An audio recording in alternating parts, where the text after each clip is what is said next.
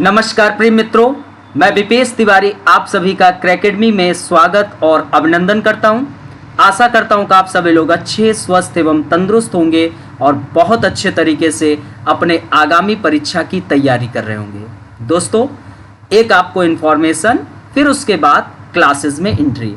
दोस्तों, समाजशास्त्र वैकल्पिक विषय का नया बैच क्रैकेडमी पर प्रारंभ हो चुका है, जिसकी फीस 16,999 रुपये है। लेकिन यदि आप 15 जून के अंदर एडमिशन लेते हैं तो आपको 3,000 रुपये का ऑफ मिलेगा। तो दोस्तों, देर न करिए, जितना जल्दी हो सके आप एडमिशन ले लीजिए। और दोस्तों, कोई भी यदि आपको फ्री काउंसलिंग कराना हो, समाजशास्त्र के सिलेबस के प्रति एक अच्छा दृष्टिकोण डेवलप करना हो, तो आप 8004020005 या 8004394194 पर कॉल करके आप सारी जानकारी ले सकते हैं। दोस्तों, आपको क्लासेस के डिस्क्रिप्शन बॉक्स में एक लिंक मिलेगा क्रैकेडमी ऐप का। आप उस लिंक को टच करके क्रैकेडमी ऐप को भी डाउनलोड कर सकते हैं। वहां पर आपको सारा इंफॉर्मेशन मिल जाएगा। तो दोस्तों, देर न करिए, जितना जल्दी हो सके आप एडमिशन ले लीजिए। दोस्तों, समाजशास्त्र वैकल्पिक विषय के अंतर्गत हम कई टॉपिक पर आप लोगों से चर्चा कर चुके हैं, जहां पर हमने आपको अपने प्रथम क्लासेस, आपको एक प्लेलिस्ट बन चुकी है। आप प्लेलिस्ट में जाकर सारे क्लासेस को एक सीरियल से देख सकते हैं। हमने प्रथम क्लासेस में आपसे यह चर्चा किया फर्स्ट क्लास में कि समाजशास्त्र वैकल्पिक विषय की तैयारी आप कैसे करें, आखिरकार उसकी रणनीति आपकी क्या होनी चाहिए। आप जब पढ़े समाजशास्त्र वैकल्पिक विषय तो किन किन चीज़ों का ध्यान रखें, इस पर मैंने अच्छे से क्लासेस लिया। सेकंड क्लास में हमने आपको पूरे के पूरे समाजशास्त्र प्रथम प्रश्न पत्र के सिलेबस पर विस्तृत चर्चा किया और वहां पर हमने आपको बहुत अच्छे तरीके से बताया। थर्ड क्लासेस में हमने यूनिट फर्स्ट, प्रथम प्रश्न पत्र के यूनिट फर्स्ट को प्रारंभ किया, जो यूनिट का नाम है समाजशास्त्र विद्या शाखा। उसके हमने जो भी यूपीएससी सिलेबस में दिया गया है, एक एक टॉपिक को मैंने चर्चा किया और उनसे संबंधित जो भी पिछले वर्षों में प्रश्न पूछे गए हैं, हमने उन प्रश्नों को वहीं पर रख दिया 2013 से 2021 तक, ताकि आपके लिए सरल हो। आप जब भी पढ़ें तो आप उन प्रश्नों को ध्यानपूर्वक समझे और आगामी वर्षों में क्या प्रश्न बन सकता है उसका एक अपना दृष्टिकोण डेवलप कर सकते हैं। फिर हमने फोर्थ क्लासेस में समाजशास्त्र जो होता है दोस्तों, वह मानव समाज का अध्ययन करता है। वह मानव समाज में उपस्थित सदस्यों के बीच के अंतर संबंधों का अध्ययन करता है। इस कारण समाज को समझना बहुत जरूरी था। हमने पूरे 4 क्लासेस में समाज पर एक बृहद दृष्टिकोण आपको दिया कि समाज क्या है, इसके एलिमेंट्स क्या हैं, इसके नेचर क्या है, इसके फीचर क्या है और हमारे समाज, भारतीय समाज में कितने प्रकार के समाज पाए जाते हैं। इस पर मैंने विद्वानों के अनुसार, जो विभिन्न समाजशास्त्री हैं, उसके अनुसार हमने व्यापक दृष्टिकोण इस पर दिया। फिर उसके बाद समाजशास्त्र फिर 9वें क्लास में हमने आपको यूरोप में आधुनिकता एवं सामाजिक परिवर्तन तथा समाजशास्त्र का आविर्भाव उस पर लिया, क्योंकि आप जब यूनिट फर्स्ट में देखेंगे समाजशास्त्र की विद्या शाखा, तो उसमें फर्स्ट टॉपिक यही लिखा हुआ है। फिर उसके बाद हमने 10th क्लासेस में आपको क्या बताया, 10वें क्लासेस में बताया कि यूरोप में आधुनिकता का यूरोप के समाज पर क्या प्रभाव पड़ा। आखिरकार एक जो मध्यकालीन यूरोप था, उस मध्यकालीन यूरोप से परिवर्तित होकर हमने धर्म से परिवर्तित होकर विज्ञान में एंट्री लिया। लेकिन विज्ञान में हम एंट्री लिया तो यूरोप का समाज तो आधुनिक हुआ, लेकिन उसके साथ साथ कुछ समस्याएं भी उत्पन्न हुई, हमने उस पर लिया। आज की क्लास जो है वह है यूरोप में बौद्धिक विकास एवं समाजशास्त्र का उदय। आपका यूपीएससी कुछ इस अंदाज में भी प्रश्न पूछता है। तो आज हम आपसे इस टॉपिक पर बृहद रूप से डिस्कशन करेंगे और समझेंगे कि यूरोप में जो बौद्धिक विकास था वह समाजशास्त्र के उद्भव में क्या योगदान दिया, इस बौद्धिक विकास में जो चिंतक थे वो क्या कार्य कर रहे थे, वो चिंतकों ने कौन कौन से कार्य किए जिससे कि धर्म कमजोर हुआ और विज्ञान आप लोगों के सामने आया। तो अब हम आज की क्लास में इस पर बृहद रूप से डिस्कशन करेंगे। उसके पहले आप लोग प्लीज वीडियो को अधिक से अधिक लाइक, शेयर और सब्सक्राइब करें और क्लासेस खत्म होने के बाद आप कमेंट करना न भूलें, ये हम आपसे आशा करते हैं। इतना आप कार्य करें, अधिक से अधिक लोगों को शेयर कर दें ताकि लोगों को परिचित हो जाए कि समाजशास्त्र वैकल्पिक विषय का नया बैच प्रारंभ हो चुका है और एडमिशन ओपन है। टॉपिक आपको बहुत शानदार तरीके से सब कुछ समझाया जा रहा है। चलिए, तो यूरोप में बौद्धिक विकास एवं समाजशास्त्र का उदय टॉपिक हम लोग समझना स्टार्ट करते हैं। तो दोस्तों, हम पहले आपको बता चुके हैं लेकिन फिर से हम एक चर्चा कर लेते हैं। यूरोप का परंपरागत समाज कैसा था, यूरोप का एक भूमिका बनाना बहुत जरूरी है। तो हम अब भूमिका बनाएंगे। क्या बनाएंगे? भूमिका। ठीक है, तो भूमिका कहां से बनेगा? वही यूरोप का परंपरागत समाज, वही समाज जो 14वीं शताब्दी के पहले मध्यकालीन यूरोप में व्याप्त था, हम उसकी चर्चा कर रहे हैं। जो 10वीं, 11वीं, 12वीं सदी में यूरोप था। आप चित्र से देख सकते हैं, ये एक यूरोप का परंपरागत समाज है, आप चित्र में देख लीजिए। ठीक है, तो यूरोप का जो परंपरागत समाज का स्वरूप था, वह स्वरूप में कैसा था? तो वह स्वरूप में धार्मिक था। ये आप ध्यान रखना, स्वरूप में कैसा था यूरोप का समाज? तो एक धार्मिक समाज था। ये आप अपने स्मरण में रखिए। कैसा समाज था? धर्म प्रधान समाज था। सामाजिक जीवन के सभी क्षेत्रों में धर्म का क्या था? प्रभाव था। सामाजिक जीवन के सभी क्षेत्रों में, ये आप ध्यान रखना, सामाजिक जीवन के सभी क्षेत्रों में किसका प्रभाव था? धर्म का प्रभाव था, धर्म की प्रधानता थी। किसका वर्चस्व था? तो चर्च का वर्चस्व सर्वोच्च था, चर्च सर्वोच्च स्थान पे था। और इस चर्च में कौन कार्य करते थे? जो धर्म गुरु और पादरी होते थे, वो यहाँ पर पुजारी के रूप में रहते थे, धर्म गुरु और पादरी। और ये जो पादरी थे, ये धार्मिक जीवन के साथ साथ लौकिक जीवन पर अपना नियंत्रण स्थापित किए थे। कौन कौन से? तो धार्मिक जीवन और लौकिक जीवन, इन पर अपना नियंत्रण स्थापित किए थे और ये तय करते थे कि क्या नैतिक है और क्या नहीं, ये तय करते थे। तो धर्म एवं धार्मिक मान्यताओं को चुनौती दे पाना बहुत कठिन कार्य था, चुनौती बिल्कुल भी नहीं दी जा सकती थी। तो दोस्तों, धर्म आधारित आस्था एवं विश्वास पर आधारित ज्ञान व्यवस्था का प्रचलन यूरोप में तीव्र गति से बढ़ा। अर्थात कि हम ये कह सकते हैं कि जो यूरोप में शिक्षा थी वह धार्मिक शिक्षा थी। ये जो पादरी थे, ये जो जिन ग्रंथों का निर्माण करते थे, उन्हीं ग्रंथों का शिक्षा लोगों को दी जाती थी। राइट दोस्तों, और जो राजतंत्रात्मक व्यवस्था कैसी थी? तो राजतंत्रात्मक व्यवस्था थी, ये भी स्मरण में आप रखिए। व्यवस्था कैसा थी? राजतंत्रात्मक व्यवस्था थी। और जो राजा था उसको धर्म का समर्थन प्राप्त था, अर्थात कि राजा ईश्वर का प्रतिनिधि है। और राजा किसका प्रतिनिधि है? तो राजा ईश्वर का प्रतिनिधि है और उसकी अवहेलना करना या उसका विद्रोह करना, आप ईश्वर का विद्रोह कर रहे हैं। इस कारण राजा की बातों को आप माने, अर्थात कि आप ईश्वर की बातों को मान रहे हैं, क्योंकि राजा में ईश्वर का निवास है। तो राजतंत्रात्मक व्यवस्था थी और राजा को धर्म का समर्थन प्राप्त था। और उस परंपरागत समाज में कैसा आर्थिक व्यवस्था थी? तो कृषि प्रधान समाज था। कैसा समाज था? तो कृषि प्रधान समाज था। समाज कैसा था? कृषि प्रधान समाज था। जो सामंत होते थे वो भूमि के मालिक होते थे और किसान उस भूमि पर वर्क करते थे, कार्य करते थे। और दोस्तों, परिवार तथा नातेदारी संबंधों का महत्वपूर्ण स्थान था। किसका?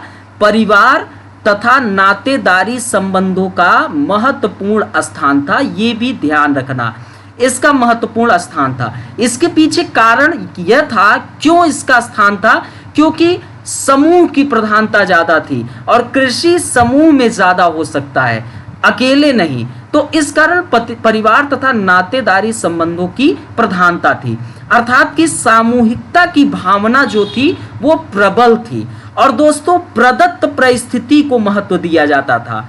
प्रदत्त परिस्थिति अर्थात कि जन्मजात जो मान सम्मान प्रतिष्ठा प्राप्त है उसको महत्व दिया जाता था, न कि अर्जित परिस्थिति को, अर्थात कि आप अपने योग्यता के बल पे आप ऊपर उठ जाए और आपको वह मान सम्मान प्रतिष्ठा मिले, तो ऐसा यूरोप के परंपरागत समाज में नहीं था। प्रदत्त परिस्थिति को महत्व था, अर्थात कि जो जन्मजात था, जो आपको जन्म से वंश से प्राप्त होता था, तो ऐसा यूरोप का परंपरागत समाज था। राइट दोस्तों, एक भूमिका बन गई। मैं फिर से आपको बता रहा हूं, यूरोप के परंपरागत समाज का स्वरूप एक धर्म प्रधान समाज था। राइट, सामाजिक जीवन के सभी क्षेत्रों में धर्म की प्रधानता थी। राइट दोस्तों, चर्च का वर्चस्व सर्वोच्च था और चर्च में काम करने वाले जो पादरी पुजारी होते थे वह धार्मिक एवं लौकिक जीवन में तय करते थे कि क्या नैतिक है और क्या अनैतिक है। राइट, जो आपकी व्यवस्था थी वह राजतंत्रात्मक व्यवस्था थी और राजा को धर्म का समर्थन प्राप्त था। आपके यहाँ जो आर्थिक व्यवस्था थी यूरोप में परंपरागत समाज में, वो कृषि प्रधान थी। सामंत जो थे वह भूमि के मालिक होते थे और किसान उस भूमि पे कार्य करते थे। परिवार तथा नातेदारी संबंधों का प्रबल था और सामूहिकता की भावना भी प्रबल थी। प्रदत्त परिस्थिति को महत्व दिया जाता था, न कि अर्जित परिस्थिति को।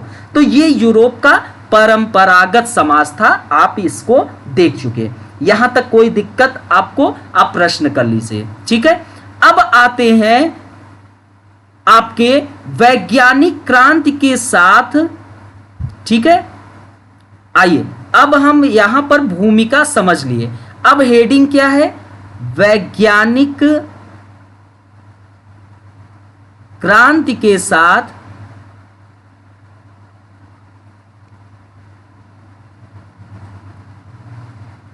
व्यक्ति एवं प्रकृति के बारे में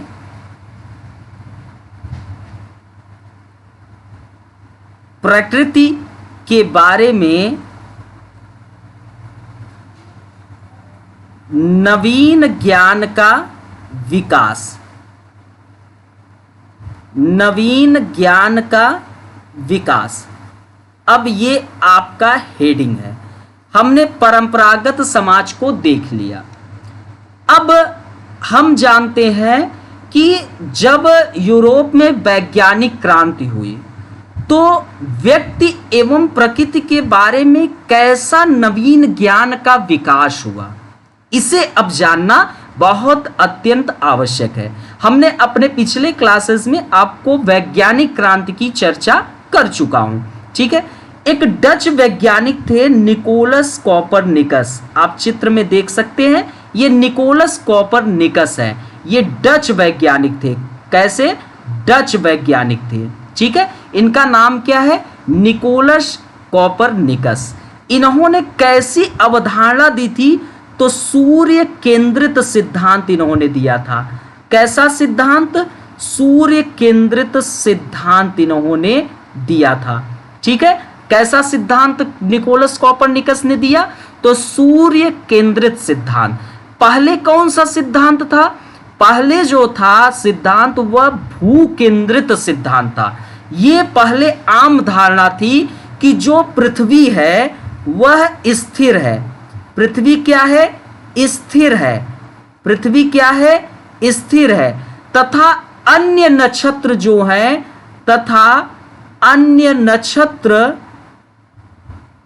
अन्य नक्षत्र आदि उसके चारों ओर घूमते हैं। आदि उसके चारों ओर घूमते हैं। चारों ओर क्या करते हैं? घूमते हैं। ये आपका ट्रेडिशनल सिद्धांत था। ये ध्यान रखना। इसी को भू केंद्रित सिद्धांत भी कहते हैं। क्या कहते हैं? भू केंद्रित सिद्धांत इसी को कहते हैं। ठीक है, ये भू केंद्रित सिद्धांत है। अर्थात कि भू केंद्रित सिद्धांत के अनुसार पृथ्वी स्थिर है, अर्थ स्थिर है, तथा अन्य नक्षत्र जो भी आपके नक्षत्र हैं वो आदि इस पृथ्वी के चारों ओर क्या करते हैं? घूमते हैं। ये भू केंद्रित सिद्धांत है। ये पहले आम धारणा थी, लेकिन निकोलस कोपरनिकस डच वैज्ञानिक जब आए तो इन्होंने सूर्य केंद्रित सिद्धांत दिया। अर्थात कि इन्होंने सिद्ध किया, क्या सिद्ध किया? इन्होंने सिद्ध किया कि देखिए भैया, सूर्य स्थिर है, पृथ्वी स्थिर नहीं है। कौन स्थिर है? सूर्य स्थिर है और पृथ्वी जो है उसके चारों ओर घूमती है। कौन घूमती है? पृथ्वी। पृथ्वी इसके चारों ओर घूमती है, सूर्य के चारों ओर। ठीक है, तो यही आपका सूर्य केंद्रित सिद्धांत है। राइट दोस्तों, क्लियर हुआ सभी को? तो पहले क्या आम धारणा थी? पहले आम धारणा थी भू केंद्रित सिद्धांत का, पृथ्वी स्थिर है और अन्य नक्षत्र उसके चारों ओर घूमते हैं। लेकिन डच वैज्ञानिक निकोलस कोपरनिकस आए और उन्होंने सिद्ध किया कि देखिए, सूर्य स्थिर है और पृथ्वी उसके चारों ओर, सूर्य के चारों ओर घूमती है। यही आपका सूर्य केंद्रित सिद्धांत है। अब दोस्तों देखिए, इस वैज्ञानिक खोज के कारण प्रकृति के बारे में एक धारणा, जो गलत धारणा विकसित थी कि पृथ्वी स्थिर है, यह एक धार्मिक धारणा के अनुसार लोगों ने बनाया हुआ था कि पृथ्वी स्थिर है, अन्य नक्षत्र चारों ओर घूमते हैं। लेकिन इस वैज्ञानिक खोज के कारण इस रूढ़िवादी सोच का क्या हुआ? दमन हुआ और सूर्य केंद्रित सिद्धांत अब इस भू केंद्रित सिद्धांत को प्रतिस्थापित कर कर अपना स्थान ग्रहण किया। इस प्रकार जो निकोलस कोपरनिकस हैं, इनके योगदान को हम एक क्रांतिकारी योगदान मान सकते हैं, क्योंकि उससे ब्रह्मांड के प्रति विचारधाराओं में आमूलचूल परिवर्तन आया। अब जो है मनुष्य को, मानव जो था वह ब्रह्मांड के केंद्र में नहीं था, बल्कि मानव जो था वह उसका एक अंश मात्र समझा जाने लगा। तो ये चीज आप बिल्कुल ध्यान रखना। सभी को क्लियर हुआ? ये टॉपिक क्लियर हुआ? किसी को कोई दिक्कत? सभी लोगों को क्लियर हुआ? आप लोग कमेंट कर दीजिए। किसी को कोई प्रॉब्लम? तो वैज्ञानिक क्रांति के साथ व्यक्ति एवं प्रकृति के बारे में नवीन ज्ञान का विकास।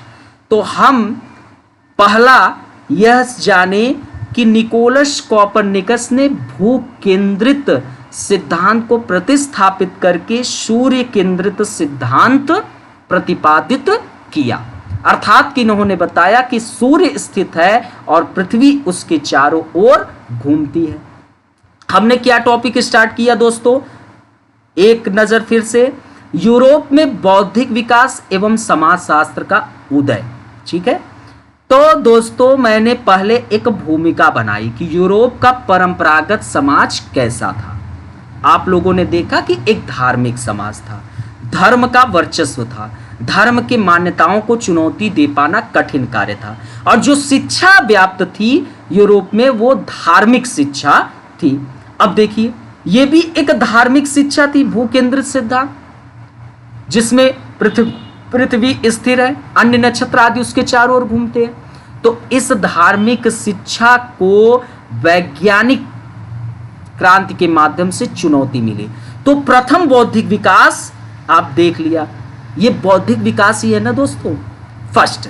अब सेकंड, विलियम हार्वे, आप नाम सुने होंगे, विलियम हार्वे चित्र में देख सकते हैं, बड़े ही सुंदर दिख रहे हैं, बाल वाइट है और संयोग से मेरा भी एक बाल सफेद हुआ है। हम भी एक समाजशास्त्री बनने के दृष्टिकोण में थोड़ा आगे बढ़ रहे हैं, सोच रहे हैं कि और भी पक जाए तो और अच्छा है ना। चलिए, ये एक अलग बात है।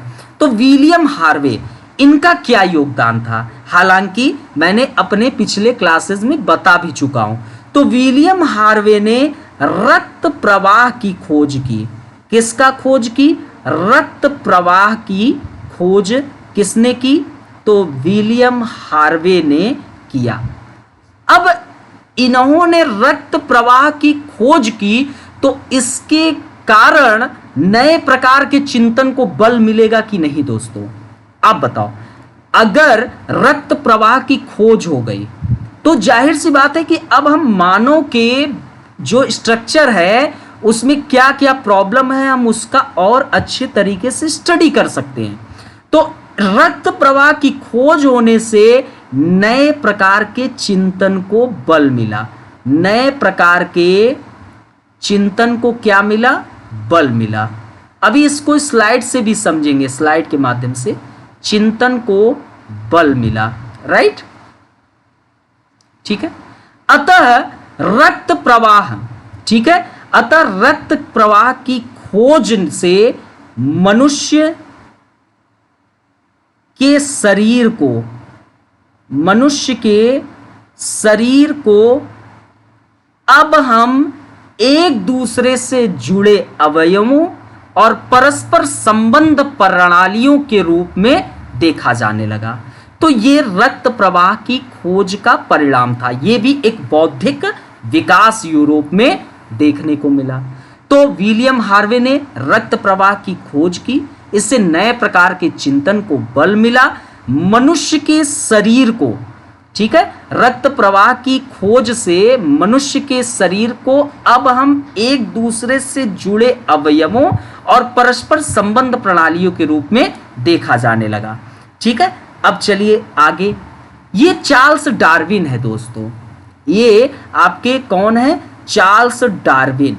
इन्होंने उद्विकास का सिद्धांत दिया। ठीक है। कौन सा सिद्धांत दिया? उद्विकास का सिद्धांत दिया। आइए हम थोड़ा इसको समझ लेते हैं कि क्या है। तो डार्विन की एक बहुत ही प्रसिद्ध पुस्तक है। उस पुस्तक का नाम क्या है आपको पता है? चलिए बताइए। Descent of man. Descent of man, ये इनके प्रमुख बुक है। ठीक है, बुक है किसके? चार्ल्स डार्विन के, साहब जी के प्रमुख बुक है डिसेंट ऑफ मैन। ठीक है, ये इनके प्रमुख बुक है। ठीक है, चलिए। तो ये डार्विन साहब है। इनके देखिए बियर्ड कितने अच्छे हैं, बहुत शानदार लग रहे हैं, चिंतक है। ठीक है, भौहें बता रही है कि कितने गहराई वाले चिंतक रहे हैं। बाकी कोट पैंट तो यूरोप में पहनने का एक प्रथा मौजूद ही थी। बाकी बाल बता रहे हैं कि कितना इन्होंने अध्ययन किया। तो ये डार्विन साहब है, इनको आप देख सकते हैं। तो इन्होंने डिसेंट ऑफ मैन में क्या कहा? चार्ल्स डार्विन साहब ने, इन्होंने डिसेंट ऑफ मैन में कहा कि मनुष्य के पूर्वज, मनुष्य के पूर्वज, तो दोस्तों मनुष्य के पूर्वज ये कह सकते हैं ना, ये मनुष्य के पूर्वज है कि नहीं? तो मनुष्य के पूर्वज जो थे वो बंदर जैसे प्राणी थे। बंदर जैसे प्राणी थे। कैसे थे? बंदर जैसे प्राणी थे। और जिसका अनेक शताब्दियों में, जिसका अनेक शताब्दियों में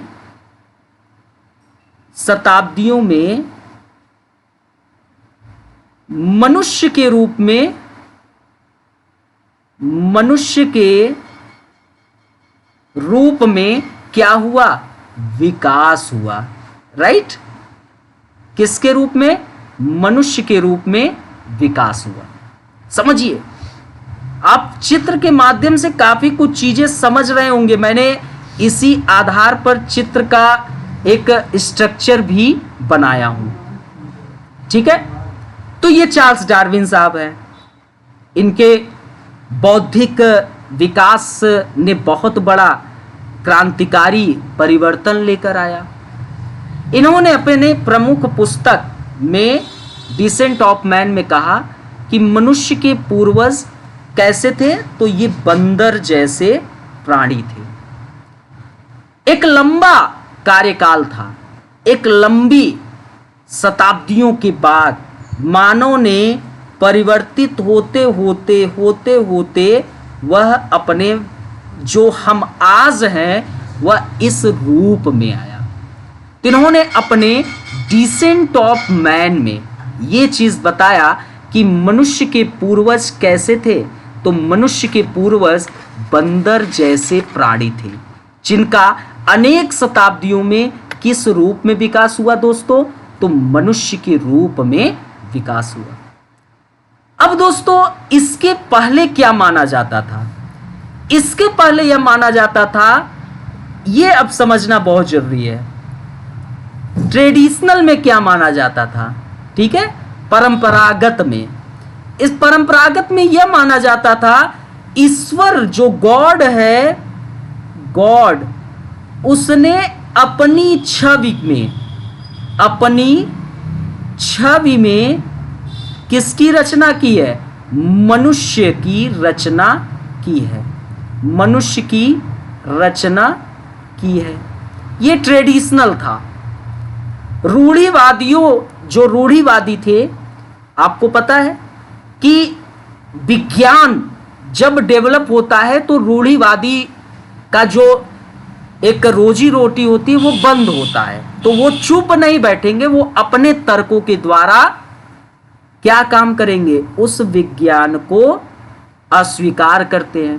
तो जो रूढ़िवादी थे इनका क्या मानना था कि पहले यह माना जाता था जो ईश्वर है उसने ही अपनी छवि में मनुष्य की रचना की है, और रूढ़िवादियों ने इस जो डार्विन का जो उद्विकास सिद्धांत था, जिसमें उन्होंने कहा कि मनुष्य के पूर्वज बंदर जैसे प्राणी थे, जिसका अनेक शताब्दियों में मनुष्य के रूप में विकास हुआ, इसको उन्होंने खंडन किया।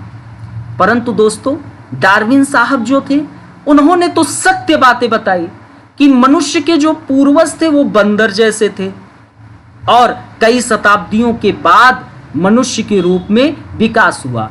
तो ये जो उद्विकास सिद्धांत डार्विन साहब ने दिया, इसको यूरोप में व्यापक, यूरोप के अन्य विश्व के अन्य देशों में भी व्यापक स्तर पर स्वीकृति मिली, ठीक है, स्वीकृति मिली। अब एक इसी वक्त हर्बर्ट स्पेंसर एक विद्वान थे, कौन, हर्बर्ट स्पेंसर, हर्बर्ट स्पेंसर, इनको हम लोग पढ़ेंगे, ठीक है, चिंतक के रूप में। इनके कुछ थ्योरी जो है स्टेट पीएससी में पूछा जाता है, जबकि यूपीएससी में नहीं है, वहां पर नहीं पूछा जाता है।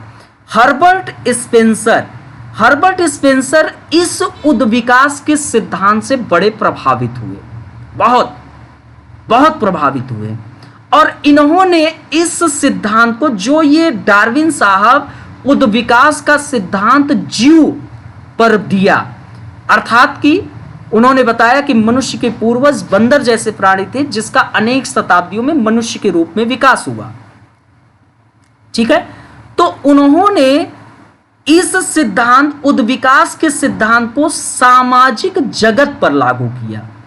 किस जगत पर लागू किया, सामाजिक जगत पर इन्होंने इस उद्विकास सिद्धांत को लागू किया, और स्पेंसर ने अपना मत दिया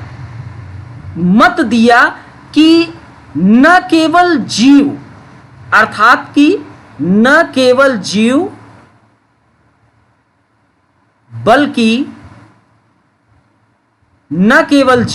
बल्कि समाज का भी निम्न अवस्था से उच्च अवस्था की ओर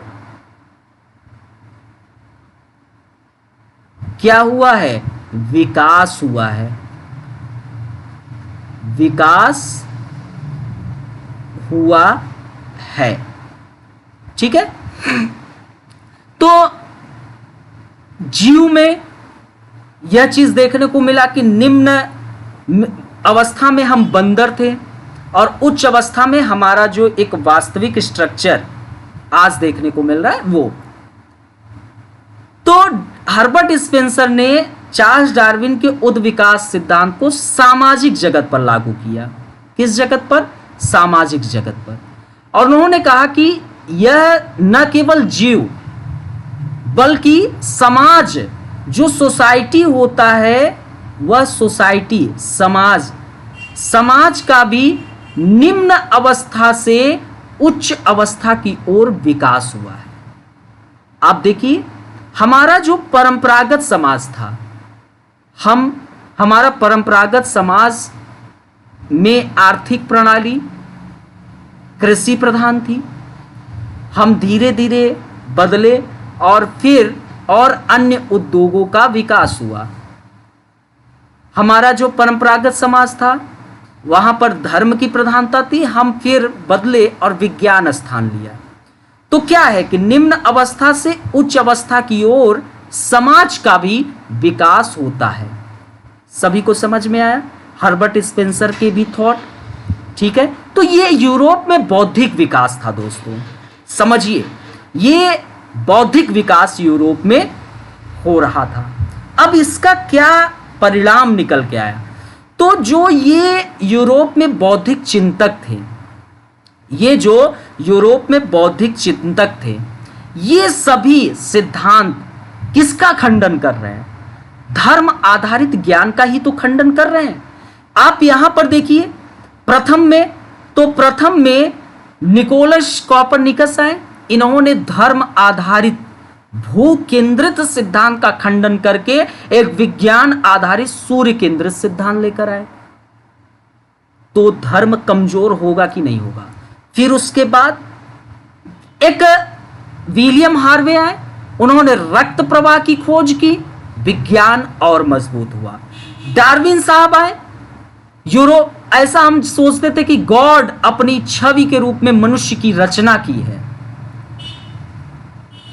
ऐसा हम सोचते थे। तो डार्विन साहब आए, उद विकास सिद्धांत दिए और उन्होंने बताया कि मनुष्य के पूर्वज बंदर जैसे प्राणी थे जिसका अनेक शताब्दियों में मनुष्य के रूप में विकास हुआ। तो ये जो गॉड की अवधारणा थी ये कमजोर हुआ, धर्म कमजोर हुआ।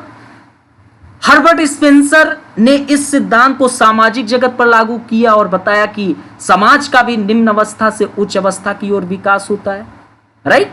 तो ये सभी सिद्धांत धर्म आधारित ज्ञान का क्या कर रहे थे? खंडन कर रहे थे। इन वैज्ञानिकों की जो बातें थी वह अपने बातों को सिद्ध भी किया और लोगों ने इन पर बड़ा विश्वास भी किया, अपनी सहमति दी, और जिसका रिजल्ट नंबर 1 क्या निकल कर आया? धर्म आधारित ज्ञान कमजोर हुआ। धर्म आधारित ज्ञान क्या हुआ? कमजोर हुआ। राइट? और रिजल्ट नंबर 2 क्या निकल कर आया? रिजल्ट नंबर 2 निकल के आया कि समाज के बारे में जो धर्म के ज्ञान थे, धर्म के ज्ञान थे, अब उस पर लोगों ने प्रश्न चिन्ह उठाया। किसने? लोगों ने। एक बड़े मात्रा में लोगों ने समाज के बारे में जो धर्म के ज्ञान थे उस पर क्या उठाया? प्रश्न चिन्ह उठाया। उठेगा कि नहीं उठेगा दोस्तों? तो दोस्तों अब क्या हुआ? जब समाज के बारे में जो धर्म आधारित ज्ञान थे उस पर लोगों ने प्रश्न उठाया, तो दोस्तों समाज के बारे में जो बौद्धिक वर्ग था, समाज के बारे में कौन? जो बौद्धिक वर्ग था, बौद्धिक जो चिंतक थे, जो बौद्धिक वर्ग था, अब वह दोस्तों तर्क संगत तरीके से समाज का अध्ययन शुरू किया। कैसा? तर्क संगत तरीके से क्या किया? समाज का स्टडी स्टार्ट किया, समाज का अध्ययन शुरू किया। सभी को समझ में आया? अध्ययन शुरू किया, राइट? सभी लोग समझ में आए? तर्क संगत तरीके से समाज का अध्ययन अब शुरू हुआ। ठीक है, तो अभी तक फिर से एक बार रिवीजन कर लिया जाए, क्या क्या हम लोगों ने समझा। फिर से हमने आपको स्टार्ट किया यूरोप में बौद्धिक विकास एवं समाजशास्त्र का उदय। इसके पहले के जो भी क्लासेस है आप लोग देख लीजिएगा, ये ना कहिएगा कि सर समझ में नहीं आ रहा है, आज के क्लास देखेंगे तो कहाँ समझ में आएगा। आप इसके पहले के क्लासेस को देख लेंगे तो और क्लियर होगा। अभी मैंने आपको पूरे क्लासेस की स्ट्रक्चर बता दिया, प्लेलिस्ट भी बन गया, आप देख सकते हैं। फिर हमने एक भूमिका बनाई कि यूरोप का परंपरागत समाज कैसा था। धर्म आधारित समाज था, धार्मिक मान्यताएं मौजूद थी, धार्मिक शिक्षाएं थी। फिर उसके बाद वैज्ञानिक क्रांति के साथ व्यक्ति एवं प्रकृति के बारे में नवीन ज्ञान का विकास हुआ। एक बौद्धिक वर्ग जो था वह व्यक्ति एवं प्रकृति के बारे में जो ज्ञान थे उसको देना शुरू किया, एक वैज्ञानिक ज्ञान। तो निकोलस कॉपरनिकस भू केंद्रित सिद्धांत को प्रतिस्थापित करके सूर्य केंद्रित सिद्धांत दिया। विलियम हॉर्वे रक्त प्रवाह की खोज की। चार्ल्स डार्विन ने उद्विकास का सिद्धांत दिया। अब इन सब का परिणाम यह निकल कर आया कि धर्म कमजोर हुआ। रिजल्ट नंबर 1 निकल के आया, धर्म कमजोर हुआ। धर्म आधारित जो ज्ञान थे वो कमजोर हुए। रिजल्ट नंबर 2 निकल के आया कि अब समाज के बारे में जो धर्म के ज्ञान थे, जो रूढ़िवादी सोच था, अब लोगों ने उस पर प्रश्न चिन्ह उठाना शुरू किया। अब जब लोगों ने प्रश्न चिन्ह उठाना शुरू किया तो समाज के बारे में जो एक बौद्धिक वर्ग था, बौद्धिक चिंतक थे, उन्होंने तर्क संगत तरीके से एक समाज का ब्रीफ स्टडी शुरू किया, राइट? अब दोस्तों क्या निकल कर आया? अब दोस्तों यह निकल के आया कि वैज्ञानिक क्षेत्र में उपरोक्त परिवर्तन के परिणाम स्वरूप सामाजिक क्षेत्र में तार्किक एवं वैज्ञानिक दृष्टिकोण का विकास होना शुरू हुआ। अब हेडिंग आपका ये है, क्या हेडिंग? वैज्ञानिक क्षेत्र में जो परिवर्तन आपने देखा, वैज्ञानिक क्षेत्र में परिवर्तन, भू केंद्रित सिद्धांत की जगह सूर्य केंद्रित सिद्धांत, कॉपरनिकस, विलियम हार्वे रक्त प्रवाह की खोज, डार्विन उद्विकास, और उसी को सामाजिक क्षेत्र पे लागू किए हर्बर्ट स्पेंसर। अब जब वैज्ञानिक क्षेत्र में परिवर्तन हुआ तो उसका रिजल्ट निकल के आया कि सामाजिक क्षेत्र में भी तार्किक एवं वैज्ञानिक दृष्टिकोण का विकास होना शुरू हुआ। अब आइए इसको समझते हैं। तो दोस्तों इसको समझने के लिए पहले आप अब इसको समझते हैं। तो दोस्तों क्या हुआ? अब दोस्तों यह प्रथम पॉइंट में इसमें आते हैं। वैज्ञानिक क्षेत्र में उपरोक्त परिवर्तन के परिणाम स्वरूप सामाजिक क्षेत्र में तार्किक एवं वैज्ञानिक दृष्टिकोण का जो विकास था, इसमें फर्स्ट जो लाइन है दोस्तों, इतिहास दर्शन का विकास। इतिहास दर्शन का विकास। किसका विकास? इतिहास दर्शन का विकास। बहुत प्यार से समझिए, ध्यान से। वैज्ञानिक क्षेत्र में जब परिवर्तन हुआ, अब समाज के जो लोग थे उन्होंने समाज के प्रति जो धार्मिक दृष्टिकोण थे उस पर प्रश्न चिन्ह उठाना शुरू किया। अब धार्मिक वर्ग एक्टिव हुआ, धार्मिक जो बौद्धिक वर्ग था वो एक्टिव हुआ। बौद्धिक चिंतक जो थे उन्होंने समाज के विषय में तार्किक और वैज्ञानिक अध्ययन शुरू किया, जिसमें पहला इतिहास दर्शन का विकास हुआ। जिसमें क्या माना गया दोस्तों? जिसमें माना गया कि सामाजिक परिवर्तन जो होता है, सामाजिक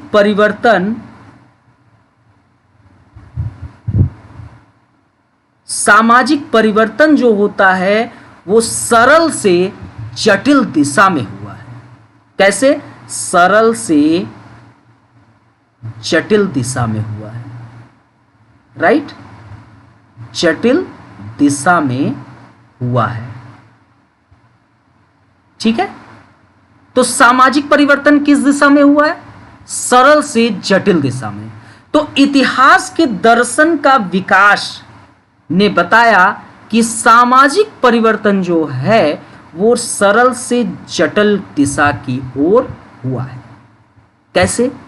अब देखो, पहले का समाज जो था वह समाज एक सजातीय समाज था जिसमें समान जाति के लोग रहते थे। ये एक सरल समाज था, सरल समाज। ये कैसा समाज था? सरल समाज। इसमें लगभग लोगों का समान व्यवसाय था, समान संस्कृतियां थी, सब कुछ लगभग इक्वल ही था पहले के समाज में। ठीक है, तो सजातीय था, समान जाति के लोग रहते थे। लेकिन जैसे ही एक औद्योगिक क्रांति आई, समाज जो था वो सजाति से विजाति में परिवर्तित हो गया। अब उसी समाज में विभिन्न जाति के लोग निवास करने लगे। व्यवसाय लोगों का अलग अलग हो गया, कई धर्म के लोग तो अलग अलग धर्म के लोग।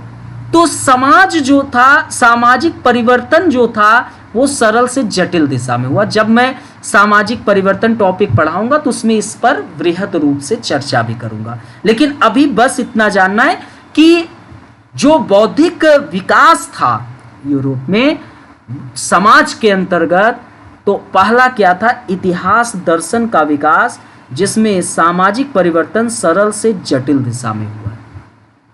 यहां पे दोस्तों जो दार्शनिक स्तर है, दार्शनिक स्तर,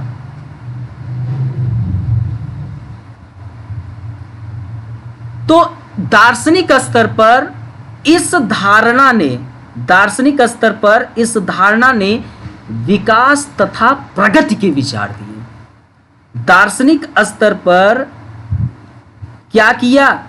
दार्शनिक स्तर पर इस धारणा ने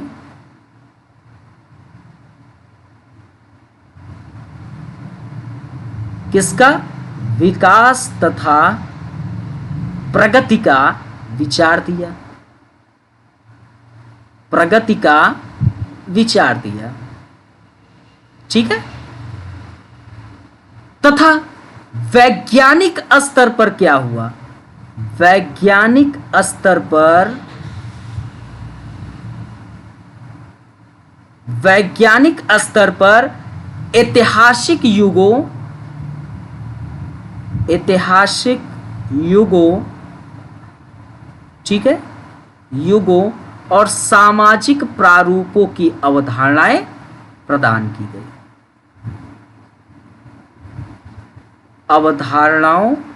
अवधारणाएं प्रदान की।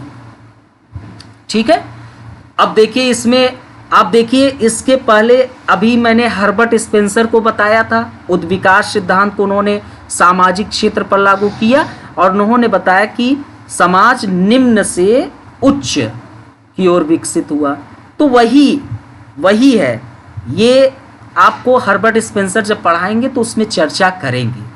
ठीक है, तो वही इस इतिहास दर्शन का विकास का परिणाम है। इन्होंने कहा सामाजिक परिवर्तन सरल से जटिल दिशा में हुआ है। ठीक है, तो दार्शनिक स्तर पर इस धारणा ने विकास तथा प्रगति का विचार दिया। ठीक है, किसका विचार दिया? विकास तथा प्रगति के विचार दिया। और वैज्ञानिक स्तर पर ऐतिहासिक युगों और सामाजिक अवधारणाएं प्रदान की। तो ये फर्स्ट पॉइंट रहा। Second point, Montesquieu. इनका नाम आप सुने होंगे, मॉन्टेस्क्यू का, सभी लोग सुने मॉन्टेस्क्यू का। ये जो थे, इन्होंने कैसा? अधिकारों के पृथक्करण का सिद्धांत। कैसा सिद्धांत? अधिकारों के पृथक्करण का सिद्धांत दिया था। ठीक है, पृथक्करण सिद्धांत। ठीक है, इनकी एक बहुत प्रसिद्ध पुस्तक है, आप लोग थोड़ा सा जान लीजिए, प्रसिद्ध पुस्तक है the spirit of the law. The क्या? Spirit of the law, of the law, ठीक है, इनकी बड़ी फेमस बुक है। और सिद्धांत इन्होंने कौन सा दिया? अधिकारों के पृथक्करण का सिद्धांत। किसने दिया? आपके मॉन्टेस्क्यू ने दिया, ठीक है। और इन्होंने व्यक्ति के स्वतंत्रता का भी समर्थन किया, व्यक्ति के स्वतंत्रता का, ठीक है। आइए थोड़ा समझ लेते हैं, ठीक है। ये मॉन्टेस्क्यू है, देखिए कितने इनके बाल, हेयर स्टाइल इनके अच्छे हैं ना, है ना, कितने अच्छे हेयर स्टाइल है ना, बहुत अच्छा।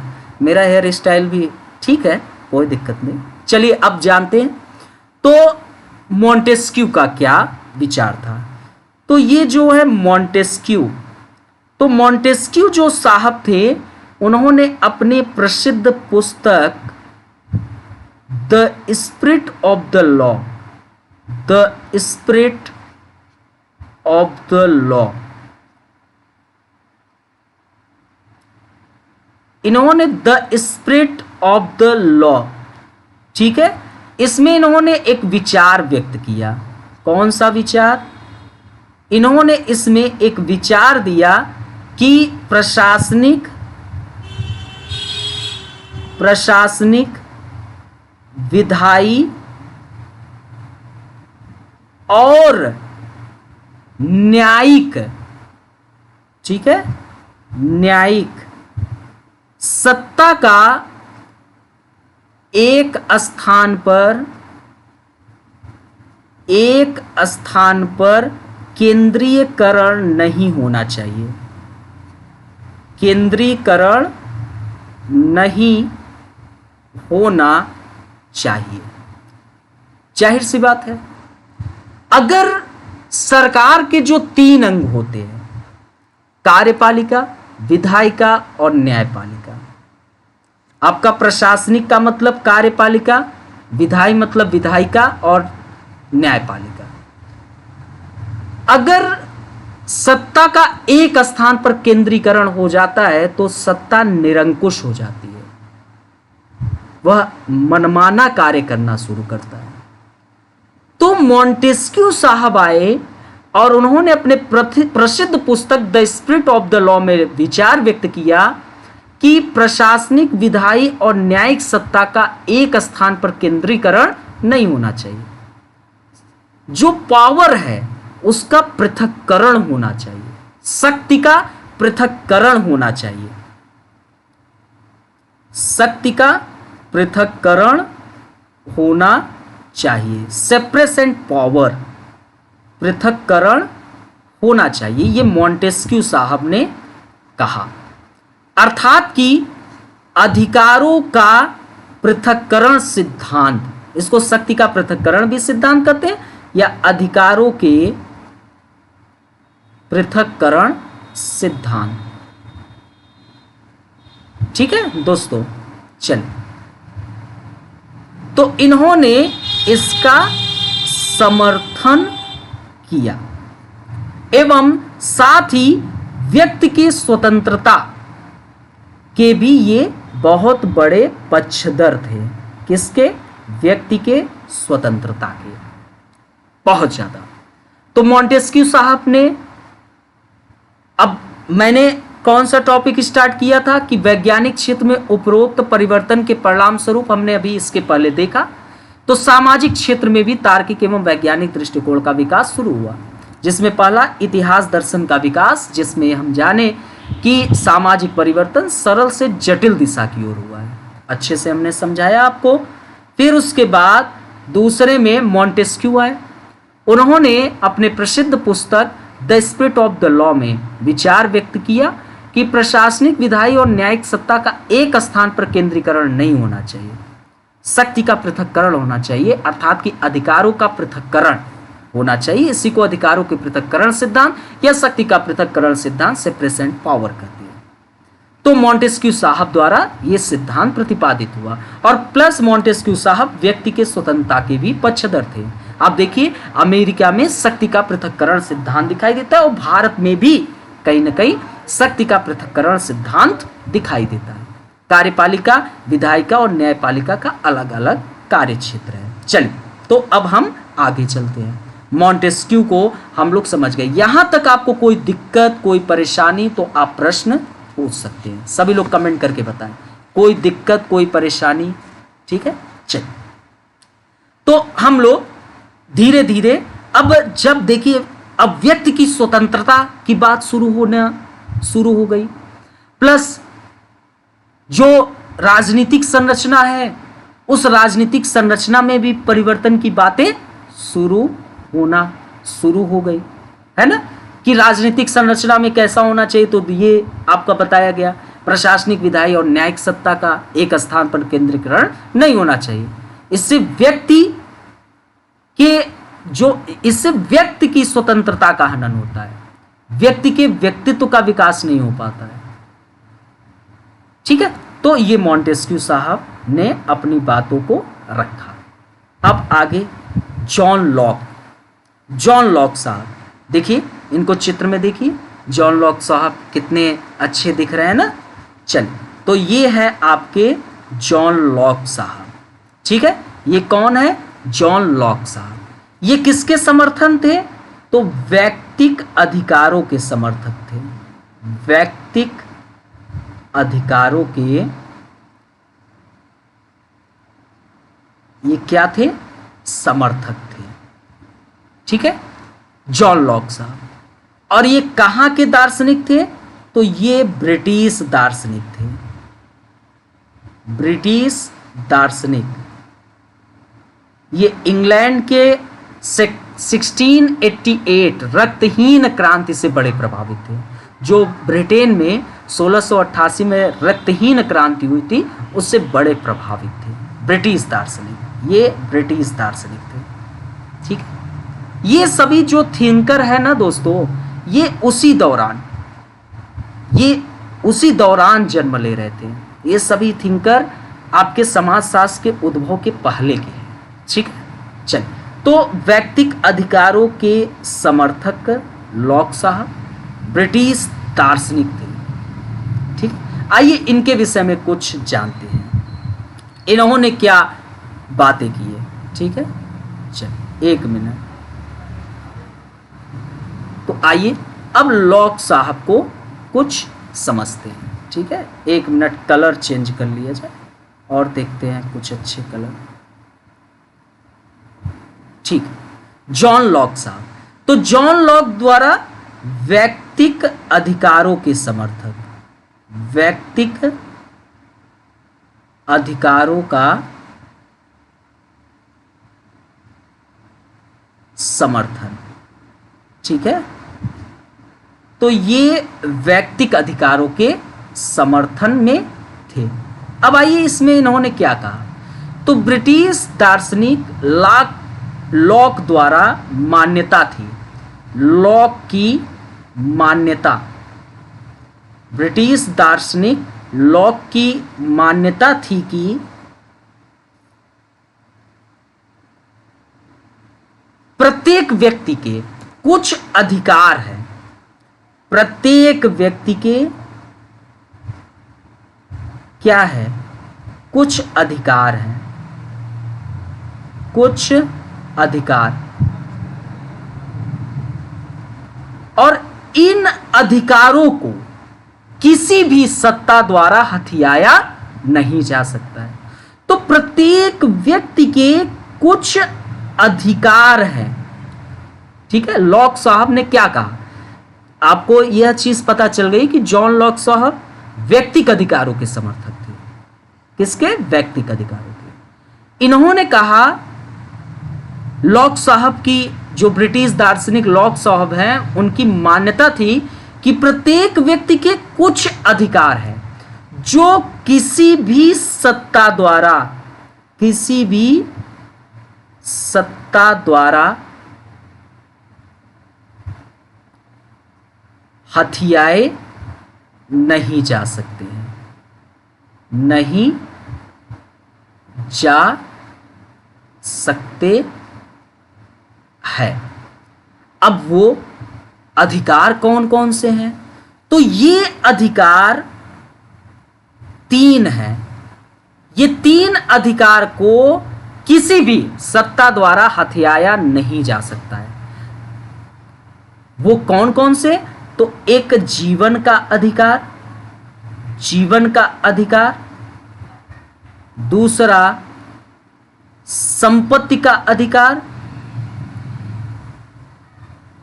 और तीसरा व्यक्तिगत स्वतंत्रता का अधिकार। व्यक्तिगत स्वतंत्रता का अधिकार। तो ये व्यक्तिक अधिकारों के समर्थक थे। ये व्यक्ति के अधिकार है 3, जीवन का अधिकार, संपत्ति का अधिकार, व्यक्तिक स्वतंत्रता का अधिकार। और इन तीनों अधिकारों को किसी भी सत्ता द्वारा, किसी भी अथॉरिटी द्वारा हथियाया नहीं जा सकता है। अर्थात कि जो शासक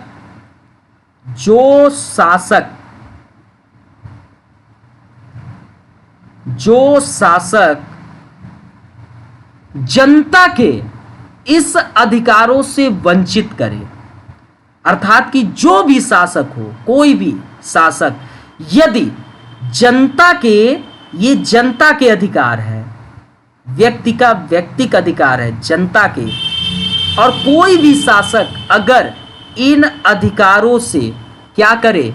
वंचित करे तो उसे हटा दिया जाना चाहिए। उसे बिल्कुल सत्ता से बाहर उखाड़ कर फेंक देना चाहिए, ऐसा लॉक साहब का कहना है। तो लॉक की मान्यता थी कि प्रत्येक व्यक्ति के कुछ अधिकार हैं जो किसी भी सत्ता द्वारा हथियाया नहीं जा सकता है। वो अधिकार कौन कौन से? तो 3 अधिकार, जीवन का अधिकार, संपत्ति का अधिकार, व्यक्तिगत स्वतंत्रता का अधिकार। इन तीनों अधिकारों को किसी भी सत्ता द्वारा हथियाया नहीं जा सकता है। यदि कोई शासक जनता के इस 3 व्यक्तिगत अधिकारों को हथियाने की कोशिश करता है या उसे वंचित करता है, तो ऐसे सत्ता को उखाड़ फेंक दो, उसे हटा दो, और उसके स्थान पर ऐसे शासक को प्रतिस्थापित करो, ऐसे शासक को स्थापित करो, नॉट प्रतिस्थापित, ऐसे शासक को स्थापित करो जो इन तीनों अधिकारों की रक्षा करे। राइट? ऐसे शासक को सत्ता सौंपिए जो इन तीनों अधिकारों की रक्षा करे। सभी को समझ में आया? ये लॉक साहब थे, इन्होंने अपने दृष्टिकोण दिए। अब एक फ्रांसीसी दार्शनिक है वॉल्टेयर, बड़े ही सुंदर सा तस्वीर है इनका, और वॉल्टेयर साहब दिखने में बड़े सुंदर लग रहे हैं। और ये जो वॉल्टेयर साहब थे, ये धार्मिक सहिष्णुता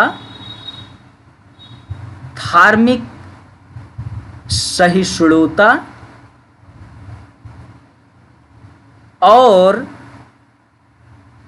बोलने की स्वतंत्रता का समर्थन किया। बोलने की स्वतंत्रता का इन्होंने क्या किया दोस्तों? समर्थन किया वॉल्टेयर साहब। ये वॉल्टेयर साहब एक फ्रांसीसी दार्शनिक थे, फ्रांसीसी दार्शनिक थे। ठीक है, वॉल्टेयर साहब कहाँ के दार्शनिक थे? फ्रांसीसी दार्शनिक।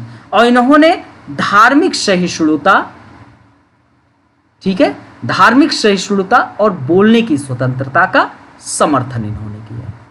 फिर उसके बाद एक रूसो साहब है। रूसो साहब आप चित्र में देख सकते हैं। रूसो साहब को बड़े ही अच्छे विद्वान में से एक माने जाते हैं। रूसो साहब लोकतंत्र के समर्थक थे। लोकतंत्र का इन्होंने क्या किया? समर्थन किया। लोकतंत्र का समर्थन। और दोस्तों, और इन्होंने समाज के उद्भव के बारे में, समाज के उद्भव के बारे में सामाजिक समझौते के सिद्धांत को प्रतिपादित किया। सामाजिक समझौते के सिद्धांत का प्रतिपादन इन्होंने किया। ये रूसो साहब हैं। इन्होंने किसका समर्थन किया? लोकतंत्र का समर्थन किया। और समाज के उद्भव के बारे में कैसा सिद्धांत दिया? सामाजिक समझौते के सिद्धांत को इन्होंने प्रतिपादित किया। इनकी एक प्रसिद्ध पुस्तक है सोशल कॉन्ट्रैक्ट। सोशल कॉन्ट्रैक्ट बहुत प्रसिद्ध इनकी बुक है। और इसमें इन्होंने क्या लिखा? इन्होंने लिखा कि किसी देश की जनता को, किसी देश की जनता को अपना शासक चुनने का अधिकार है। अपना शासक चुनने का अधिकार है। उसका विश्वास था कि लोगों के व्यक्तित्व का विकास तभी संभव है जब उनकी पसंद की अपनी सरकार हो। जब उनकी पसंद की अपनी सरकार हो। आपकी पसंद की अपनी सरकार होगी तो आपके व्यक्तित्व का विकास अच्छा होगा, क्योंकि आपने अपने जिस प्रतिनिधि को सदन में भेजा है, आपने उस पर विश्वास जताया है। और यदि वो नहीं मानेगा, तो गलत कृत्य करता है, तो अगली बार उसको उखाड़ फेंकेंगे। तो जब उनकी पसंद की अपनी सरकार हो, उनकी पसंद की अपनी सरकार हो, ठीक है।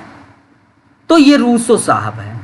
रूसो साहब लोकतंत्र का समर्थन किया, लोकतंत्र का, और समाज के उद्भव के बारे में सोशल कॉन्ट्रैक्ट थ्योरी, सामाजिक समझौते के सिद्धांत का प्रतिपादन किया। इनकी प्रसिद्ध पुस्तक का नाम है सोशल कॉन्ट्रैक्ट, और उसमें लिखा कि किसी देश की जनता को अपना शासक चुनने का अधिकार है, वह चुन सकता है, यह उसकी स्वतंत्रता होनी चाहिए कि कोई भी देश की जनता अपना शासक चुने। उनका विश्वास था कि लोगों के व्यक्तित्व का विकास तभी संभव है जब उनकी पसंद की अपनी सरकार का निर्माण हो। अब दोस्तों आगे क्या हुआ? नेक्स्ट पॉइंट, ये सब पॉइंट हैं, ठीक है, ये सब पॉइंट हैं अपने, ठीक है। अब आगे क्या हुआ? अब सबसे आज का लास्ट पॉइंट, तो सामाजिक समझौते के अध्ययन में सामाजिक समस्याओं, ये लास्ट लाइन, सामाजिक समस्याओं के अध्ययन में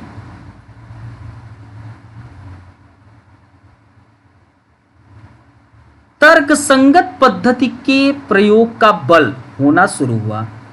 तर्कसंगत पद्धति का प्रयोग पर बल, अर्थात कि जो सामाजिक समस्याएं हमारे समाज में विद्यमान थी, उनका जो स्टडी है वह एक तर्क संगत पद्धति पर हो, अर्थात कि सब कुछ अच्छे तरीके से जांच पड़ताल करके। और इस हेतु तर्क संगत पद्धति का जब प्रयोग पर बल हुआ तो इसके लिए हमने प्रायोगिक पद्धति, प्रायोगिक पद्धति और सर्वेक्षण पद्धति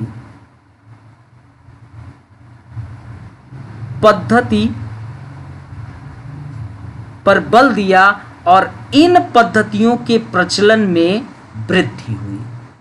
ठीक है, जैसे प्रायोगिक पद्धति को हम मनोविज्ञान में यूज करते हैं और सर्वेक्षण पद्धति को अर्थशास्त्र में जनसंख्या, जब जनगणना होती है तो इसी पद्धति का प्रयोग भी होता है। बाकी आगे चर्चा करेंगे जब समाजशास्त्र की पद्धति पर चर्चा करेंगे। तो आज का लास्ट पॉइंट था बौद्धिक विकास में कि सामाजिक समस्याओं के अध्ययन में तर्क संगत पद्धति का भी प्रयोग पर बल हुआ और इस हेतु हमने प्रायोगिक पद्धति और सर्वेक्षण पद्धति जैसे पद्धतियों के प्रचलन में वृद्धि देखने को मिला। अतः दोस्तों, बौद्धिक विकास की उपरोक्त पहलुओं से प्रभावित होकर ये जो हमने अभी तक जितने बौद्धिक विकास देखे, इन बौद्धिक विकास के उपरोक्त पहलुओं से प्रभावित हुए कौन? Auguste Comte. तो अगस्त काम्टे द्वारा समाज के अध्ययन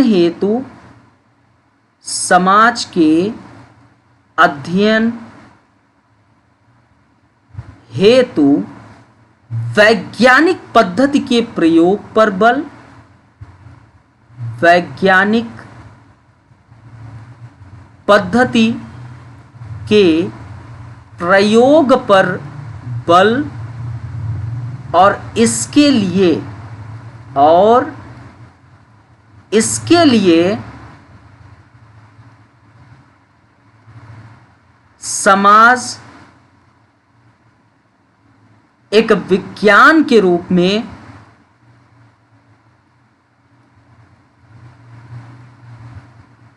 समाजशास्त्र का 1838 में उद्भव हुआ। सभी को अब समझ में आया पूरा टॉपिक? सभी को क्लियर हुआ? सारा टॉपिक सभी को क्लियर हुआ? अब मैं सिर्फ स्लाइड को अच्छे तरीके से बताता चलूंगा कि हमने क्या क्या पढ़ा। ठीक है, चलिए अब मैं पूरा टॉपिक आपको समझा चुका हूं। अब मैं स्लाइड, यूरोप में बौद्धिक विकास एवं समाजशास्त्र का उद्भव मैंने आपको स्टार्ट किया समझाना। इसमें हमने एक भूमिका बताई। उस भूमिका में हमने आपको बताया कि यूरोप का जो परंपरागत समाज का स्वरूप था वो एक धर्म प्रधान समाज था। धर्म आधारित आस्था एवं विश्वास पर आधारित ज्ञान व्यवस्था का प्रचलन था। इन धार्मिक मान्यताओं को चुनौती नहीं दी जा सकती थी क्योंकि चर्च का वर्चस्व था। चर्च सर्वोच्च स्थान पर था। जो पादरी थे वह धार्मिक एवं लौकिक जीवन पर अपना पूरा आधिपत्य स्थापित किए थे और ये डिसाइड करते थे क्या नैतिक क्या अनैतिक। राजतंत्रात्मक पर आधारित व्यवस्था थी। राजा को धर्म का समर्थन प्राप्त था। जो आर्थिक व्यवस्था थी वो कृषि प्रधान थी। तो हमने इसको बताया कि यूरोप में बौद्धिक विकास एवं समाजशास्त्र का उद्भव में भूमिका, तो परंपरागत समाज का स्वरूप धर्म प्रधान था। धर्म आधारित आस्था एवं विश्वास पर आधारित ज्ञान व्यवस्था का प्रचलन था। अब दोस्तों, वैज्ञानिक क्रांति के साथ व्यक्ति एवं प्रकृति के बारे में नवीन ज्ञान का विकास होना शुरू हुआ। जब वैज्ञानिक क्रांति हुई तो उसी के साथ व्यक्ति और साथ में जो प्रकृति है ना, प्रकृति के विषय में जो एक धर्म आधारित झूठी धारणाएं यूरोप के समाज में व्याप्त थी, अब उसके विपरीत नवीन ज्ञान का विकास शुरू हुआ, जिसमें डच वैज्ञानिक जो कोपरनिकस हैं उन्होंने सूर्य केंद्रित सिद्धांत प्रतिपादित किए और इन्होंने धर्म आधारित जो एक भू केंद्रित सिद्धांत था जिसमें यह माना जाता था कि पृथ्वी स्थिर है और सूर्य तथा अन्य नक्षत्र आदि उसके चारों ओर घूमते हैं, इस सिद्धांत को चुनौती मिली और कोपरनिकस ने सिद्ध कर दिया कि सूर्य स्थिर है और पृथ्वी उसके चारों ओर घूमती है। अब दोस्तों, आप स्वयं विचार करो कि जो यूरोप का एक धार्मिक समाज था जिसमें शिक्षा, आस्था एवं विश्वास पर थी, धार्मिक शिक्षा थी, उसको चुनौती मिली कि नहीं मिली? मिली ना। तो ये पहला पॉइंट। तो इस प्रकार कोपरनिकस के योगदान को हम एक क्रांतिकारी योगदान मान सकते हैं, क्योंकि उससे ब्रह्मांड के प्रति विचारधाराओं में आमूल परिवर्तन हो गया। अब मनुष्य को ब्रह्मांड का केंद्र नहीं बल्कि उसका एक अंश मात्र समझा जाने लगा। एक बार सुकरात बैठे हुए थे, सिर्फ स्टोरी है। सुकरात जी बैठे हुए थे और उनके सामने एक शिष्य उनका आता है, क्योंकि एक समय सुकरात ने उनको एक बार ज्ञान दे दिया, तो उस ज्ञान से वह प्रभावित हुआ और उसका बड़ा परिवर्तन हुआ। अब वह उनके पास आते हैं और उनसे बोलते हैं कि गुरु, आपको क्या चाहिए? जो चाहिए आप बताओ, मैं सब कुछ आपको देने के लिए तैयार हूं। तो इन्होंने कहा कि इस ब्रह्मांड में कई ग्रह, नक्षत्र और तारे हैं। उन ग्रह, नक्षत्र, तारों में से एक तुम्हारा पृथ्वी है। इस पृथ्वी पर कई देश हैं, उन देश में से एक देश तुम्हारा है। इस देश में कई राज्य हैं, उन राज्य में से एक राज्य तुम्हारा है। और उन राज्य में कई जिले हैं, उन जिलों में से एक जिला तुम्हारा है। और उन जिलों में कई गांव हैं, उन गांव में से एक गांव तुम्हारा है। और उन गांव में कई परिवार हैं, उन परिवार में से एक परिवार तुम्हारा है। तुम मुझे क्या दे सकते हो? जाओ। इसको अपने मूर्खता पर बड़ा ही पश्चाताप होता है और पैरों पर गिरकर माफी मांगता है। इस कारण दोस्तों, अहंकार मत करिए। हम सिर्फ एक अंश मात्र है। बहुत बड़ा ये ब्रह्मांड है, बहुत बड़ा।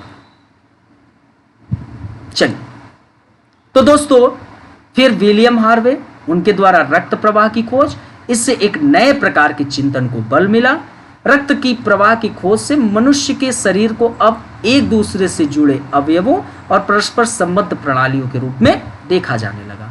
रक्त प्रवाह की खोज से अब मानव शरीर की तमाम प्रकार की बीमारियां और कई भी चीजों का हम पता लगा सकते हैं। तो इस पर खोज शुरू हुआ।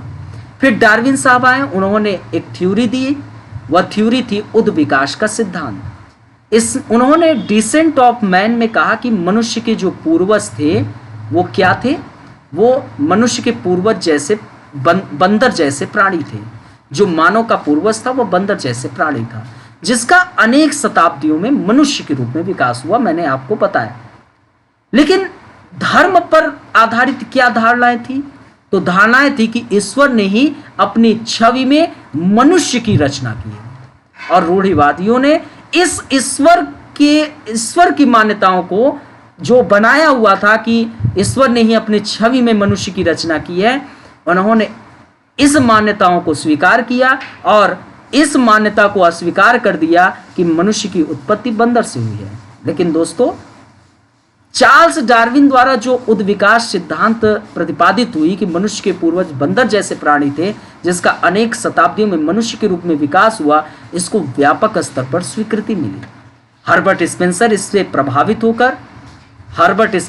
प्रभावित होकर इन्होंने इसको सामाजिक जगत पर लागू किया। किस पर? सामाजिक जगत पर। स्पेंसर का मत था कि न केवल जीव बल्कि समाज का भी निम्न अवस्था से उच्च अवस्था की ओर विकास होता है। अर्थात कि समाज जो था वह निम्न अवस्था से उच्च अवस्था की ओर विकसित हुआ है।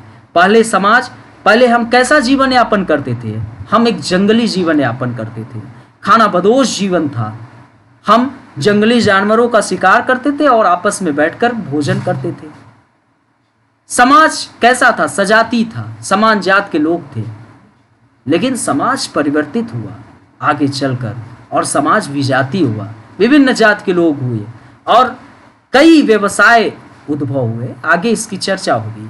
तो ये डार्विन साहब का था। ये सभी सिद्धांत जो आप देखा, ये धर्म आधारित ज्ञान का खंडन कर रहे थे।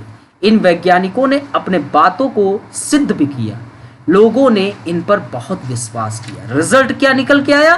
धर्म आधारित ज्ञान कमजोर हो गया। और रिजल्ट नंबर 2 यह निकल के आया कि समाज के बारे में भी जो धर्म के ज्ञान थे, जो समाज के बारे में जो धर्म आधारित ज्ञान था, उस पर लोगों ने प्रश्न चिन्ह खड़ा किया। थोड़ा टाइपिंग मिस्टेक है, तो प्रश्न चिन्ह खड़ा करना शुरू किया। और समाज के बारे में जो बौद्धिक वर्ग था वो एक्टिव हुआ कि अब तो यह एक नई चेतना का उद्भव करने का समय है। अब वह तर्क संगत तरीके से समाज का अध्ययन करना स्टार्ट किया। इसमें क्या निकल कर आया? तो पहला, इतिहास दर्शन का विकास हुआ, जहां क्या माना गया कि सामाजिक परिवर्तन सरल से जटिल दिशा में हुआ है। जो पहले समाज था वो एक सरल समाज था, एक सजातीय समाज था, समान जात के लोग रहते थे, जिनके व्यवसाय, जिनकी संस्कृति लगभग एक इक्वल थी। लेकिन धीरे से धीरे समाज सरल से जटिल की ओर जब बढ़ा, तो अब यह समाज विजातीय हो गया। विभिन्न जाति के लोग, विभिन्न धर्म के लोग, एक दूसरे को प्रभावित करना शुरू किए। विविधताएं समाज में अपना स्थान ग्रहण किया। जब विविधताएं समाज में ग्रहण किया तो एक अलग चुनौती भी निकल कर आएगी। तो समाज जो है सरल से जटिल दिशा में हुआ। ये इतिहास के दर्शन के विकास से पता चला। फिर मॉन्टेस्क्यू साहब आए, उन्होंने अपनी प्रमुख पुस्तक the spirit of the law में यह विचार व्यक्त किया कि प्रशासनिक, विधायी और न्यायिक सत्ता का एक स्थान पर केंद्रीकरण गलत है, नहीं होना चाहिए। एक स्थान पर केंद्रीकरण निरंकुशता को जन्म देता है। जो पावर है वह प्रशासनिक अर्थात की कार्यपालिका, विधायी विधायिका और न्यायिक न्यायिका, इसमें पृथक्करण होना चाहिए। इसी को सेपरेशन पावर या अधिकारों के पृथक्करण का सिद्धांत कहा जाता है। सरकार के 3 अंग होते हैं, तो ये मॉन्टेस्क्यू का ही थॉट था, सेपरेशन पावर, शक्ति का पृथक्करण। अतः मॉन्टेस्क्यू द्वारा अधिकारों के पृथक्करण का सिद्धांत एवं व्यक्ति की स्वतंत्रता के समर्थन के पक्षधर थे। राइट। अब दोस्तों जॉन लॉक आए, उन्होंने व्यक्तिगत अधिकारों का समर्थन किया। अब देखिए, ये समाज में जो धर्म आधारित चीजें थी कि राजा ईश्वर का प्रतिनिधि है, यह जो बोल दे वह कानून है, अब नहीं, अब सब खत्म। जॉन लॉक द्वारा व्यक्तिगत अधिकारों का समर्थन। ब्रिटिश दार्शनिक लॉक की मान्यता थी कि प्रत्येक व्यक्ति के कुछ अधिकार हैं जो किसी भी सत्ता द्वारा नहीं हथियाया जा सकता। कोई भी सत्ता अगर इसका अतिक्रमण करने की कोशिश किया तो उसको उखाड़ फेंको, उसको बिल्कुल उखाड़ फेंको। उसकी कोई आवश्यकता नहीं। जो हमारे व्यक्तित्व के विकास के लिए जो अधिकार है उसकी रक्षा न कर पाए, उखाड़ फेंको। तो ये अधिकार जो थे, जीवन का अधिकार, संपत्ति का अधिकार, व्यक्तिगत स्वतंत्रता का अधिकार, ये 3 अधिकार, इसकी रक्षा जो करेगा वही सत्ता में रहेगा, जो नहीं करेगा उसको उखाड़ फेंको। तो ब्रिटिश दार्शनिक लॉक की मान्यता थी कि प्रत्येक व्यक्ति के कुछ अधिकार हैं जो किसी भी सत्ता द्वारा हथियाया नहीं जा सकता है। वो 3 अधिकार, जीवन का अधिकार, संपत्ति का अधिकार, व्यक्तिगत स्वतंत्रता का अधिकार, इन तीनों अधिकार को किसी भी सत्ता द्वारा हथियाया नहीं जा सकता है। लॉक का यह मत था कि जो शासक अपनी जनता को इन अधिकारों से वंचित करे उसे हटा दिया जाना चाहिए और उसके स्थान पर ऐसे शासक को सत्ता सौंपनी चाहिए जो इन तीनों अधिकारों की रक्षा कर सके, जो इन तीनों अधिकारों की रक्षा करने में समर्थ हो। ये जॉन लॉक साहब ने बोला। फिर फ्रांसीसी दार्शनिक वोल्टेयर, वो उनके द्वारा धार्मिक सहिष्णुता और बोलने की स्वतंत्रता अर्थात कि फ्रीडम ऑफ स्पीच का समर्थन किया। वह व्यक्तियों के बोलने तथा अभिव्यक्ति के अधिकारों के पक्षधर थे। फिर रूसो साहब, इनके द्वारा लोकतंत्र का समर्थन और समाज के उद्भव के बारे में सामाजिक समझौते के सिद्धांत को प्रतिपादित किया। लोकतंत्र के ये रूसो साहब जनक माने जाते हैं। रूसो अपनी विख्यात पुस्तक द सोशल कॉन्ट्रैक्ट, इसमें इन्होंने लिखा कि किसी देश की जनता को अपना शासक चुनने का अधिकार है कोई भी देश का जनता हो, वो अपना शासक अपने अनुसार चुने। तो इससे क्या फायदा होगा? इससे एक व्यक्तित्व का विकास हो सकेगा। हम अपने प्रतिनिधि को सदन में भेजेंगे और वह प्रतिनिधि हमारे लिए कानून का निर्माण करे, हमारी रक्षा करे, ताकि हमारा व्यक्तित्व का विकास हो। तो यह उनका विश्वास था कि लोगों के व्यक्तित्व का विकास तभी संभव है जब उनकी अपनी पसंद की सरकार है। फिर सामाजिक समस्याओं के अध्ययन में तर्क संगति पद्धति का प्रयोग पर बल होना शुरू हुआ और इस हेतु प्रायोगिक विधि और सर्वेक्षण विधि जैसे पद्धतियों का प्रचलन में वृद्धि हुई। प्रायोगिक विधि मनोविज्ञान में, सर्वेक्षण पद्धति आप देखिए उसमें प्रयोग होता है अर्थशास्त्र में, जैसे जनगणना और गणना में इसका प्रयोग होता है। तो ये चीजों अब इन बौद्धिक चिंतकों के विकास ने क्या किया? तो बौद्धिक विकास के उपरोक्त पहलुओं में प्रभावित होकर अगस्त काम्टे साहब द्वारा समाज के अध्ययन हेतु वैज्ञानिक पद्धति के प्रयोग पर बल और इसके लिए समाज के एक विज्ञान के रूप में दोस्तों समाज शास्त्र का उद्भव हुआ। यदि आपसे बौद्धिक विकास के पर आधारित समाज शास्त्र के उद्भव पर प्रश्न पूछे तो आप इसी अंदाज पर राइटिंग करेंगे। ठीक है, तो हमने आपको यूरोप में आधुनिकता एवं सामाजिक परिवर्तन तथा समाजशास्त्र के आविर्भाव में फर्स्ट टॉपिक जब पढ़ाया था तो उसमें मैंने पूरा बताया यूरोप का परंपरागत समाज कैसा था। उस परंपरागत समाज के अंतर्गत हमने पूरा बताया। फिर 3 महत्वपूर्ण ऐतिहासिक घटना थी जिसमें पुनर्जागरण, फ्रांसीसी क्रांति और औद्योगिक क्रांति। पुनर्जागरण में वैज्ञानिक और वाणिज्यिक क्रांति। तो यह 3 क्रांति के कारण समाजशास्त्र के उद्भव की एक मार्ग प्रशस्त हुई। लेकिन फिर उसके बाद लेकिन एक और कुछ बौद्धिक चिंतकों का उद्भव, उसके कारण भी समाजशास्त्र का उद्भव हुआ, क्योंकि धर्म, यूरोप का जो परंपरागत समाज था, धर्म कमजोर हुआ इन चिंतकों के माध्यम से और समाजशास्त्र के उद्भव का एक मार्ग प्रशस्त हुआ। तो ये चीजें थी दोस्तों, इसको मैंने आपको पूरा कंप्लीट बता दिया। ठीक है, अब कुछ प्रश्न आपका इस आधारित पर भी पूछ लेता है, लगभग वही सेम है। तो आप लोग को मैं बस पीपीटी पढ़ूंगा, आप देख लेना।